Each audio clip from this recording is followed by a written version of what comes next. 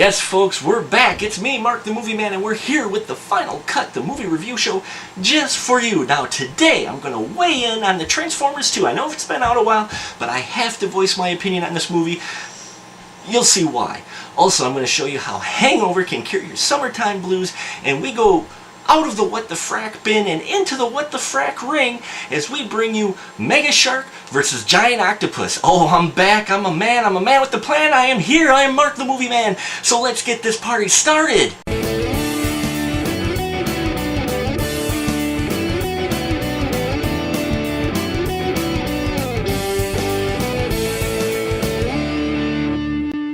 Hey everyone, it's me, Mark the Movie Man, and we are back with the Final Cut. Sorry for the long hiatus, but I just had to watch so many movies, I didn't really have time to give my opinion, but there was one movie that I saw recently, a couple of weeks ago, that I had to pipe in and give my opinion on it just because, in the hopes, really, of preventing such a movie like this to be made again.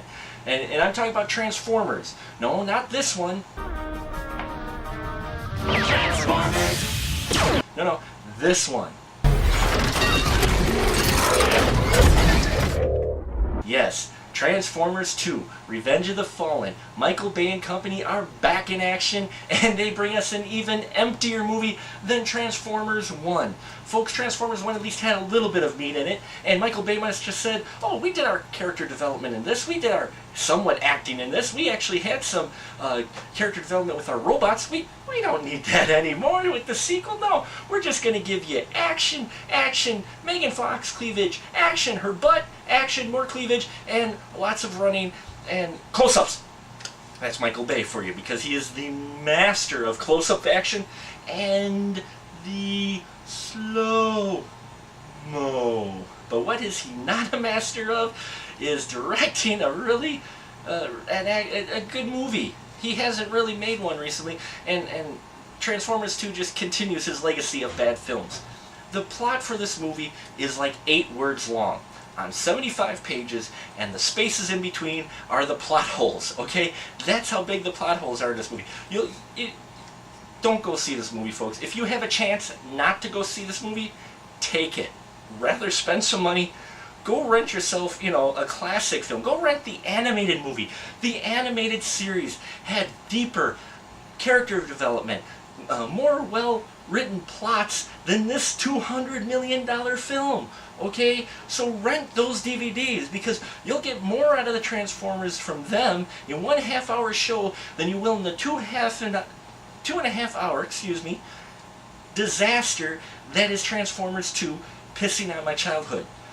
It's gonna make lots of money. It has already. It's gonna justify another sequel, which I sure as hell hope they don't do, because it's not even going to be worth the rental. I mean, you go from half empty to empty. Where do you go from there? I mean, it's going to be blank screen for 2 hours, but it'll be blank screen in slow motion and close up, because that's Michael Bay for you. Folks, avoid Transformers 2. It gets half a ticket stub just because, there's always room for Megan Fox cleavage. The one movie I do want to talk to you about is Hangover. Now again, I got another link over to the side. You can check it out. Check out the full cast. I'm just going to give you the brass tacks of how I felt about this movie. I loved it. Okay, this movie shows you what you can do with very little money for a film. Guys go out on the town, they have a really hard night of partying, and they wake up the next morning not remembering what they're doing. They've got the hangover, hence the title, and they decide to spend the rest of the day trying to find out exactly what they did the crazy night before. Now, if you think it's stereotypical, you think it's just cookie cutter, your normal roadshow, you would be dead wrong. Just when you think this movie gets formulaic, it takes a right turn and smacks you in the head with a crowbar. Literally. Okay, folks?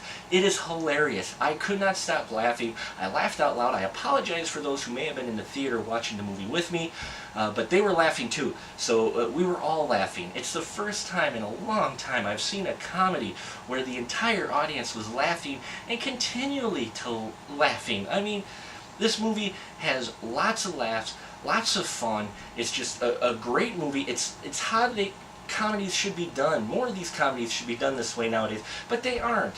And it's sad, because it shows you can do movies like this if you take the time. And what's even more great is that there really aren't any A-list actors in there. I mean, there's Heather Graham, who, she is hot still, and she's in it for a small role, but there's really not a huge, big names in this film, but they don't need them because the writing is classic, folks. I put this comedy right up in there with the Blazing Saddles and the Clerks, and it's just dialogue and pacing and fun. And I suggest that if it's still in the theater in your area, go see it. If not, I am sorry you didn't get to see it, but definitely go rent it. It gets 5 ticket stubs for me, folks. 5 of them, my whole boat, just because every time I think about the movie, I still laugh.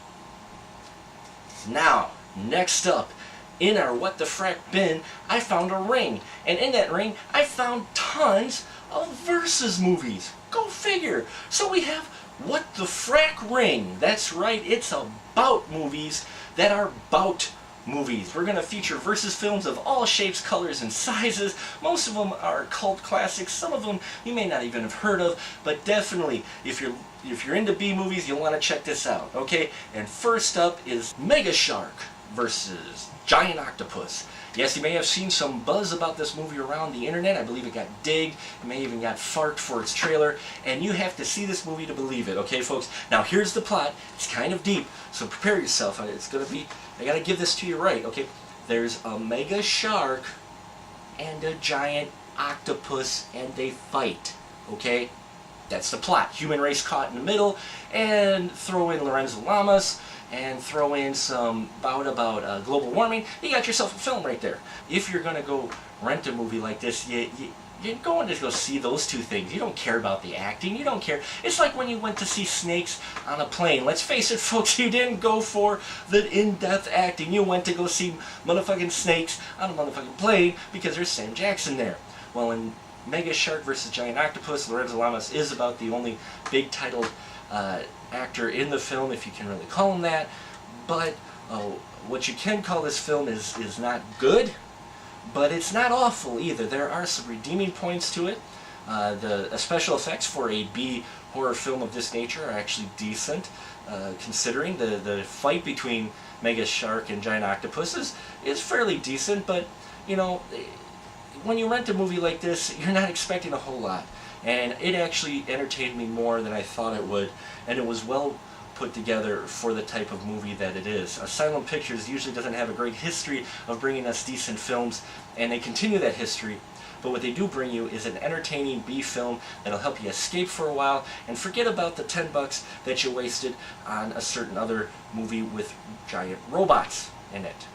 And that'll do it for us here at the Final Cut. I hope you've enjoyed the show so far. Look for more of us to come. And to recap, we've got Transformers 2, Piss Out My Childhood with a half a stub. We had the Hangover, which is 5 stubs. And then we have Mega Shark versus Giant Octopus. Worth the rental, at least $1 rental, if not $2.50 a rental. Thanks for coming, folks. Till then, keep your ticket stub.